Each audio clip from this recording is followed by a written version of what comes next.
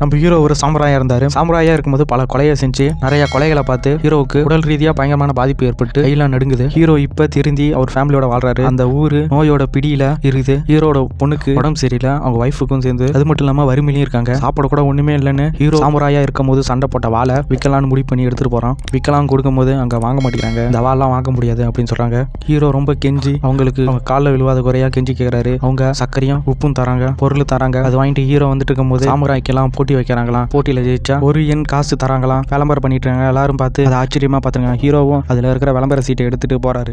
வீட்டுக்கு போயிட்டு இருக்காரு. வீட்டுக்கு போனா அவங்க பொண்ணு உயிருக்கு போராடிட்டு இருக்கு. அந்த பொண்ணு சொல்லுது, அம்மாவும் தம்பியும் பாத்துக்குப்பா அப்படின்னு சொல்லிட்டு அந்த பொண்ணு இறந்து போயிருது. ஹீரோ ரொம்ப கஷ்டப்படுறாரு. இறந்து போன உடலை எரிக்கிறாங்க. எரிச்சிட்டு ஹீரோ சோகமா உட்காந்துருக்கும் போது சாமுராய் போட்டி விளம்பரத்தை எடுத்து பாக்குறாரு. நம்ம வறுமையிலையும் இருக்கோம், மனைவியும் காப்பாற்றணும் அப்படின்னு நினைச்சு ஹீரோ போய் வைஃப் கிட்ட போய் நான் வெளியூருக்கு போய் சம்பாரிச்சிட்டு வரேன் அப்படின்னு சொல்லிட்டு போட்டி நடத்துற இடத்துக்கு போறாரு. அந்த ஊருக்கு வந்தா ஒவ்வொரு மக்கள் ஒவ்வொரு மாதிரி சொல்றாங்க. இந்த சாமுராய் போட்டி வைக்கிறதுனால சாமுராய் கிட்ட இருக்கிற வாழை புடுங்கிறதுக்காக தான் இதை போய் நடத்துறாங்க. அப்படிங்கிற போட்டி நடக்காது, உண்மையிலுமே காசு தர மாட்டாங்க அப்படின்னு சொல்லிட்டு இருக்காங்க. இதை கேட்டுட்டு ஹீரோ வராரு. ஹீரோ சாமுராய் போட்டி நடக்கிற இடத்துக்கு போறாங்க. அங்க போனா போலீஸ் பாதுகாப்போட இருக்காங்க. போலீஸ் கதவை தாண்டி உள்ள போறாரு ஹீரோ. உள்ள போய் பார்த்தா ஏகப்பட்ட சாமுராய்கள் நிறைய பேர் வாள் வச்சுட்டு நிக்கிறாங்க.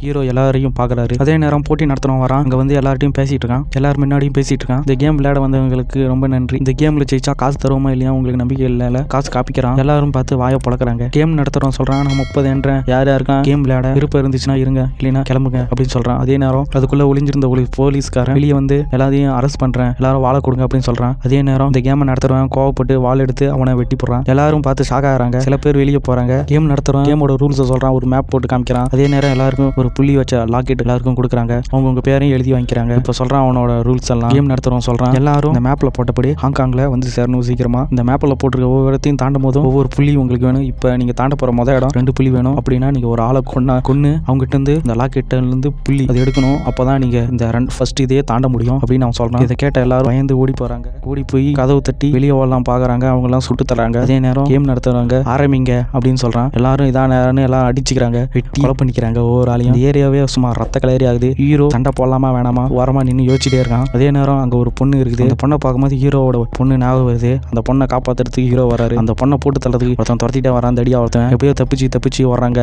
ஒருத்தனை கொண்டு லாக்கெட்டை புடிங்கிட்டு போய் ஒருத்தன் வெளியே போயிடுறான். அதே நேரம் ஹீரோவும் அந்த பொண்ணும் தப்பிச்சு வர்றாங்க. இன்னொருத்தனை அடிச்சு போட்டு அவங்ககிட்ட அந்த லாக்கெட்டை புடிங்கி அந்த பொண்ணு கிட்ட கொடுக்குறான். ஹீரோக்கு லாக்கெட் இல்ல. இன்னொருத்தனையும் ஒரு இடத்துல லாக் பண்ணி அவங்ககிட்ட இருந்து புள்ளி லாக்கெட்டை எடுக்கிறான். அதை எடுத்துட்டு வெளியே போகும்போது எல்லாரும் சண்டைக்கு வராங்க. அந்த பொண்ணை தப்பிச்சு போக சொல்றான். அதே நேரம் எல்லாரையும் ஹீரோ சண்டை போட்டு தப்பிச்சு கதவு கிட்ட வந்து எப்படியோ தப்பிச்சு வெளியே வந்துடுறான்.